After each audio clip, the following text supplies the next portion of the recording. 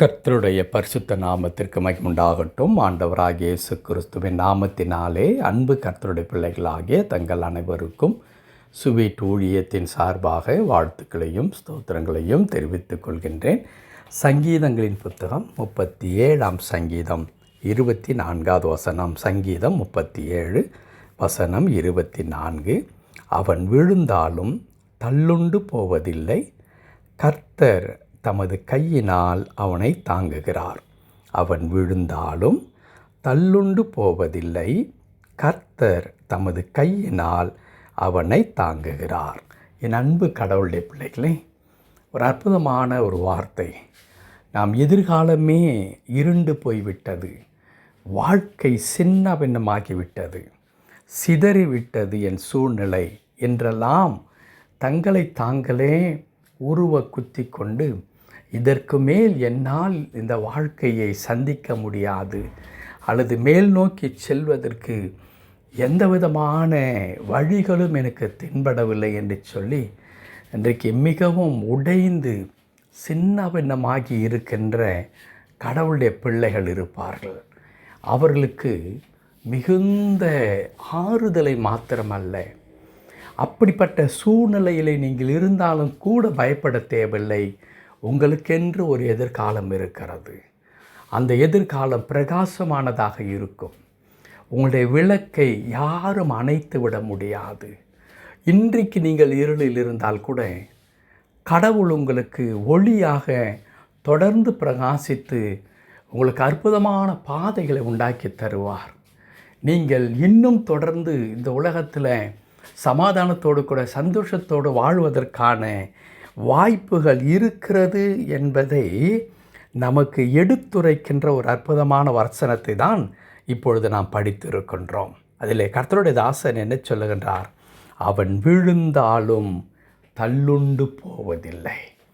அவன் விழுந்தாலும் தள்ளுண்டு போவதில்லை. விழுதல் என்பது இங்கே எதை குறிக்கின்றது?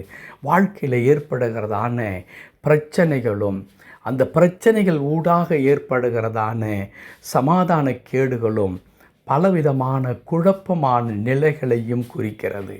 அப்படிப்பட்டதான நிலை எழும்பினால் கூட அவன் என்ன செய்யப்படுவதில்லை? தள்ளுண்டு போவதில்லை. என்றால் முற்றிலுமாக அவன் நிர்மூலமாகி போவதில்லை, அறுப்புண்டு போய்விடுவதில்லை, அப்படியே ஒழிந்து போவதில்லை, அழிந்து போவதில்லை. காரணம் என்ன? கர்த்தர் தமது கையினால் அவனை தாங்குகிறார். ஆண்டவருடைய பரிசுத்த நாமத்திற்கு மகிமை உண்டாகட்டும்.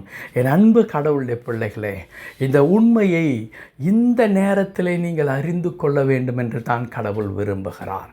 கர்த்தர் தமது கையினால் உங்களை தாங்குகின்றார். ஒரு குழந்தை விளையாடி கொண்டே இருக்கிறது. அருகில் ஒரு பெரியவர், தாயோ தகப்பனோ அல்லது உறவினரோ யாரோ ஒரு பெரியவர் உட்கார்ந்து கொண்டிருக்கிறார். நாங்கள் இன்றைக்கு கிராம ஊழியத்துக்கு சென்றிருந்தோம். ஒரு கிராமத்தில் நின்று நாங்கள் பேசி கொண்டிருந்தோம். ஒரு கடவுளுடைய தாசன் சகோதரன் பிரசங்கம் செய்து கொண்டே இருந்தார். நான் அவர் அருகிலே நின்று கொண்டிருந்தேன். அப்பொழுது அந்த சத்தத்தை கேட்டு ஒரு குழந்தை வெளியே வந்தது. அந்த குழந்தை ஒரு சிறிய குழந்தை, 2 வயதிற்கும் கம்மியாக இருக்கும். அந்த குழந்தை வந்தது, அப்படியே நடந்து வந்தது. அப்படி நடந்து வந்த உடனே, ஆனால் திடீரென்று புது ஆட்கள் ஒரு வேன் இருக்கிறதெல்லாம் பார்க்கும் பொழுது அந்த குழந்தை பயந்து அந்த வீட்டின் ஓரமாய் ஒரு பக்கம் அது ஒதுங்கி போக ஆரம்பித்தது. எல்லாரும் பயந்து விட்டோம். எல்லாரும் பயந்து கூச்சலிட ஆரம்பித்தோம். ஏன் தெரியுமா? அந்த வீட்டு ஓரத்தில் ஒரு தரை மட்டமாக ஒரு குழி தோண்டப்பட்டிருக்கிறது. கழிவு நீரை அவர்கள் சேகரிப்பதற்காக, அதே வீட்டுக்காரர்கள் ஒரு கழிவு நீரை சேகரிப்பதற்காக ஒரு குழியை தோண்டி இருக்கிறார்கள். அந்த குழி முழுவதும் தண்ணீரால் நிரப்பப்பட்டது. எல்லாருக்கும் பயம். அது தரையோடு இருக்கிறது அந்த குழி. எல்லோரும் பயந்து விட்டோம். ஓடி அது ஒருவேளை குழந்தை அது தெரியாமல் விழுந்து விடுமோ என்ற பயம் என்ன செய்தோம்? ஆங்காங்கே இருக்கிறவர்களாம் பதறும் பொழுது சற்று கொஞ்சம் தொலைவில் ஒரு சகோதரி வேலை செய்து கொண்டிருந்தாள். வீடு கட்டுகிறதில் அந்த கலவை கலந்து கொடுக்கின்ற ஒரு சகோதரி. அவள் அந்த வேலையை அப்படியே போட்டுவிட்டு ஓடி வந்து இந்த குழந்தையை தூக்கி கொண்டார்கள். ஆம், அன்பு கடவுளுடைய பிள்ளைகளே, ஒரு மனிதர்கள் இன்னொரு குழந்தைக்கு ஆபத்து என்று சொல்லும் பொழுது ஓடி வந்து காப்பாற்றுகிறோமே, அதுதான் இங்கே வசனம் சொல்லுகிறது. கர்த்தர் தமது கரத்தினால் நம்மை தாங்கி கொண்டிருக்கிறார். வாழ்க்கை என்னவோ நாம் விழுந்து விட்டோம், சிதலமடைந்து விட்டது, சீரழிந்து விட்டதைப் போல, உடைந்து சுக்குநூறு ஆகிவிட்டதைப் போல காணப்படுது. எப்படி அந்த குழந்தை அந்த ஆபத்தை நோக்கி ஓடிக்கொண்டிருக்கிறதோ தெரியாமல் அப்படிதான் வாழ்க்கை மாறிவிட்டது. ஆனாலும் அந்த எங்கேயோ இருந்து ஒரு பெண்மணி ஓடி வந்து அந்த குழந்தையை காப்பாற்றினதைப் போல கடவுள் என்ன செய்கிறார்? நம்முடைய கரத்தினாலே நம்மை தாங்கி கொண்டிருக்கிறார். தம்முடைய கரத்தினாலே நம்மை ஏந்தி பிடித்து கொண்டிருக்கிறார். ஆகவே நம்முடைய வாழ்க்கை என்ன ஆகாது? சீர்கெட்டு போய்விடாது. நம்முடைய வாழ்க்கை சின்ன பின்னமாகி விடாது. நமக்கு எந்த தீங்கும் நேரிடாது.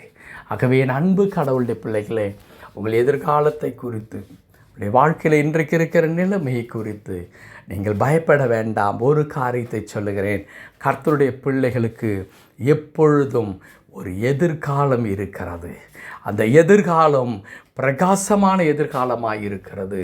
அந்த எதிர்காலம் இதுவரையிலும் அவர் கண்டிராத ஒரு மகிமை நிறைந்த ஒரு எதிர்காலமாக இருக்கிறது.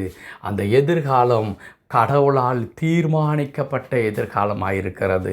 அந்த எதிர்காலத்தை உங்களுக்கு கடவுள் கொடுக்கும் பொழுது அதை ஒருவரும் மாற்றி போட முடியாது. இன்றைக்கு இருக்கிறதே உங்களுடைய பிரச்சனை, சூழ்நிலை, இது உங்களுடைய எதிர்காலத்தை, அதுவும் பிரகாசமாய் கர்த்தர் உங்களுக்கென்று வைத்திருக்கிறதான அந்த அற்புதமான எதிர்காலத்தை நிர்மூலமாக்கி விட முடியாது. அதை தான் இந்த வசனம் சொல்லுகிறது. மீண்டும் அதை நான் சொல்லுகின்றேன். அவன் விழுந்தாலும் தள்ளுண்டு போவதில்லை.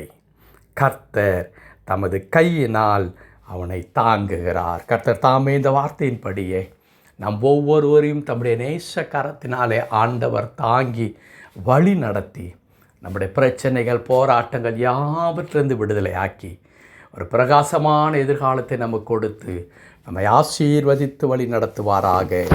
ஆமேன், ஆமேன்.